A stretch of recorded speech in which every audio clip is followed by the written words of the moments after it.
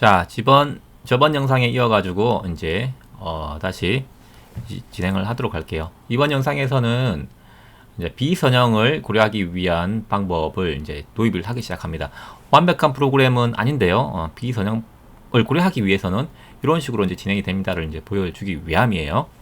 다음 단계가 되면 완벽한 프로그램이 탄생을 하게 될 겁니다. 자, 그 비선형을 고려하기 위한 과도기 어떻게 변하는지 보도록 하겠습니다. 자, 일단 비선형을 고려하려고 하게 되면 당연히 비선형 데이터가 필요하죠. 그래서 맨 윗줄에 비선형 데이터를 갖다가 가져오게 되는데요. 비선형 데이터를 담을 공간을 BH라고 하는 변수로 정의를 하고 거기다가 load BH 커브 한 결과를 담습니다. 근데 이 -1은 뭐냐? 이거는 이것만 보게 되면 어떤 배열의 이게 인덱스처럼 보이는데 이 -1이 뭐냐, -1에 대한 값이 있느냐라고 볼 수 있는데 이거는 그냥 딕셔너리라고 보십시오. 왜? 딕셔너리라고 내가 정의를 했으니까. 이거는 그냥 딕셔너리의 키가 되는 겁니다. 키.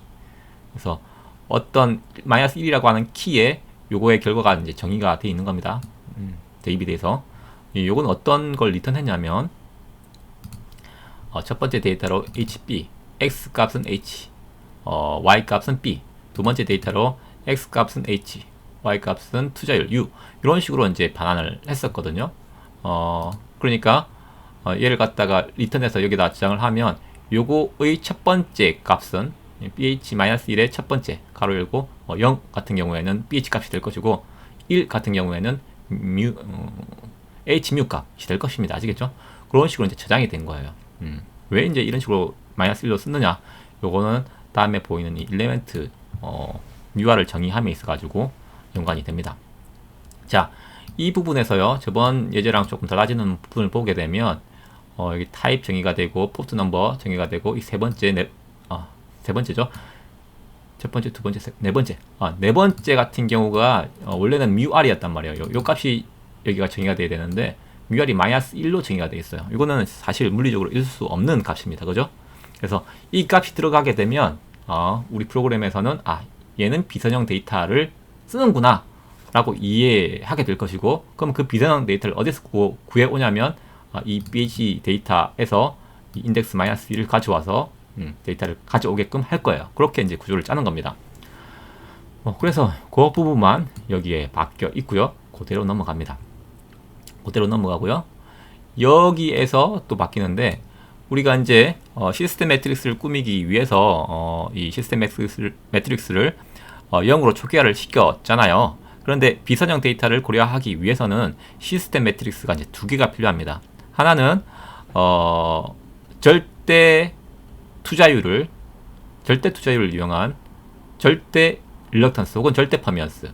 하나는 상대 투자율을 사용한 상대 퍼미언스. 요 두 개에 따라서 결국은 이 시스템 행렬이 두 개가 생기게 되는 거예요. 그래서 두 개를 저장하기 위해서 두 개를 이제 여기서 만들어 둔 겁니다. 그 다음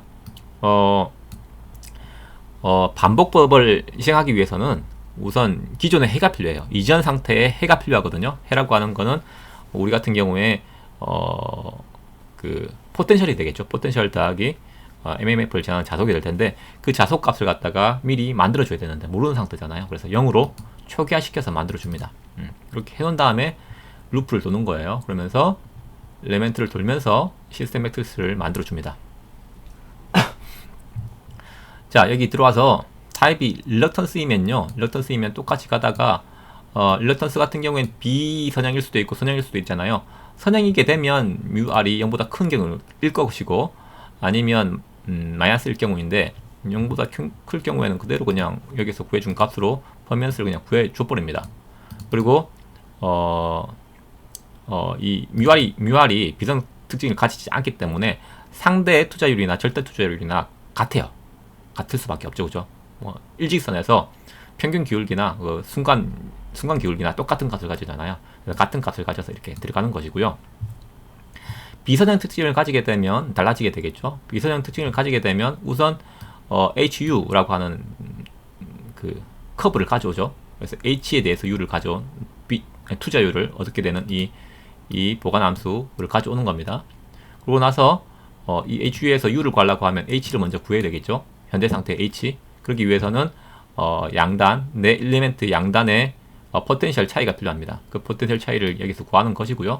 구해가지고 두 개를 빼버리게 되면 포텐셜 차이 MMF가 될 것이고, 그 MMF를 갖다가 자석이 지나는 방향의 길이로 나누게 되면 H가 됩니다. 그런데 여기 10의 1, 2의 3승이죠. 이게 10의 3승인데 이걸 나눠준 이유는 이 랭스가 밀리미터 단위로 정의가 되기 때문에 단위 환산을 위해서 두져준 것이고요. 여기 ABS에서 앱솔루트 값, 절대값을 취해준 이유는 우리가 이 HU라고 하는 그래프를 이용할 때 H는 1,4분면에 대해서만, 이 데이터는 1,4분면에 대해서만 정의가 돼 있어요. 그래서 H는 당연히 0보다 커야 됩니다. 그죠? 그래서 이렇게 해서 그냥 앱솔루트 값을 취해준 것이고요. 그래서 HU라고 하는 이 보관함수에다가 H 값을 집어넣어주게 되면 U 값을 얻게 되는 겁니다. 이 U 값이 투자율일 것이고요. 그 투자율을 갖다가 진공의 투자율 뮤제로로 나눠주게 되면 뮤R, 비투자율이 나올 겁니다. 그래서 이 비투자율을 이용해서 우리가 이 값을 이제 구하게 되는 것이죠. 그죠? 그러면 현 상태의 절대 퍼미언스가 될 것이고요. 그 다음 상대 투자율을 구하려고 하면 이런 수식이 있었잖아요. 뮤R 더하기 H 곱하기 D 뮤R DH 이런 게 됐었잖아요. 그래서 D 뮤R DH를 구해야 되는데 이건 결국은 U에 대한 H UH 그래프에 대한 미분이 되는 것이죠. 그게 이제 FP. 이게 제가 미분 구하는 그래프라고 했습니다. 그죠? FP에 지금 하나가 빠진 것 같습니다. 그죠? 이거는 HU 이렇게 들어가야 되는 게 맞을 것 같아요. 그죠? 왜? 함수의 사용법이 그렇습니다. 인터폴레이션 커브하고 내가 원하는 숫자 이렇게 들어가니까 이렇게 돼야 될 것 같고요. 이렇게 되면 결국은 이 값을 얻을 수 있고 우리 그 수식에 의해 가지고 상대 투자율을 갖다 구할 수 있게 되죠. 그러면 상대 투자율을 갖다가 퍼미언스 구하는 공식에 집어넣어 가지고 그냥 이걸 구하게 되는 겁니다. 그죠? 그러면 이제 이 과정을 통해서 상대 투자율을 고려한 상대 퍼미언스, 절대 투자율을 고려한 절대 퍼미언스 두 개 다 구했으니까 그걸 갖다가 여기다가 이제 대입을 시키는 거예요. 중첩법을 이용해서 계속 돼 나가는 겁니다. 똑같아요, 그죠? 얘랑 다를 바 같고 이게 M&A가 두 개가 존재하더라.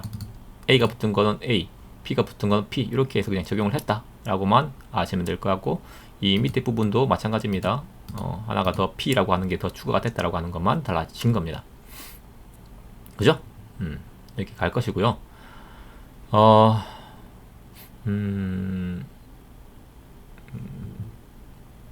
보자. 이렇게 갈 것이고 여기 조금 하나가 빠지긴 했네요. 이런 식으로 원래 넣어줘야 되는데 저번 시간에 좀 비교해 가지고 잘못된 코드가 조금 있기도 합니다. 이런 거 조금 양해를 부탁드리고요. 그리고 가고 여기가 이제 또 크리티컬한 부분이에요. 이 부분이 뭐냐면 우리가 뉴턴 레슨법을 쓸 때 실제 시스템 매트릭스가 어떻게 꾸며지냐면 f 프라임 x 곱하기 델타 x는 f였거든요. 그죠? 우측에 있는 폴스 양이 f였단 말이에요. f라고 하는 거는 우리 그냥 원래 그냥 행렬 방정식에서 ax equal b, ax 마이너스 b는 제로. 이게 f거든요. 그래서 ax 마이너스 b가 되는 것인데 이게 이 순서가 바뀌었잖아요.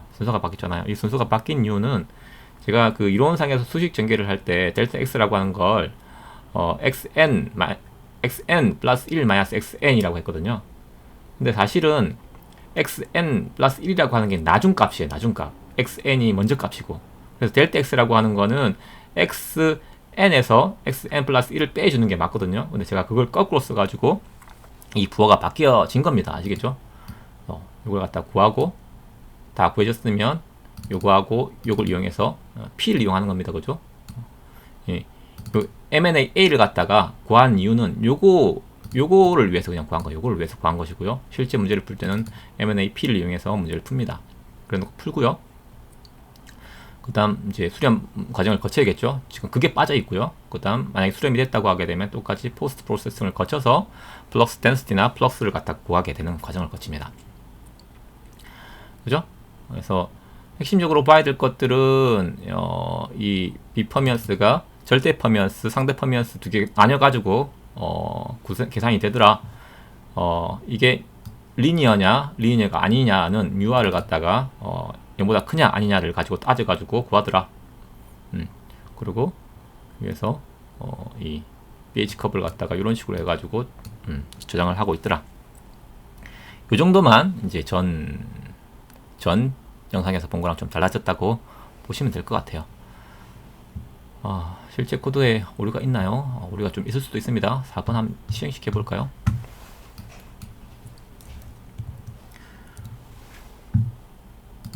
실행하게 되면 일단 돌아는 가네요. 돌아는 갑니다. 이거는 사실 비선형을 해서 아이터레이션 반복을 하지 않은 결과이기 때문에 뭐 원래는 사실은 예제에서 3번이랑 똑같은 값을 내줘야 됩니다. 어쨌거나 반복만 여기서 시키게 되면 이제 뉴턴 레슨법이 완성이 된다라고 보실 수가 있을 것 같아요. 다음번에는 어떻게 반복을 시킬 수 있을지 알아보도록 할게요.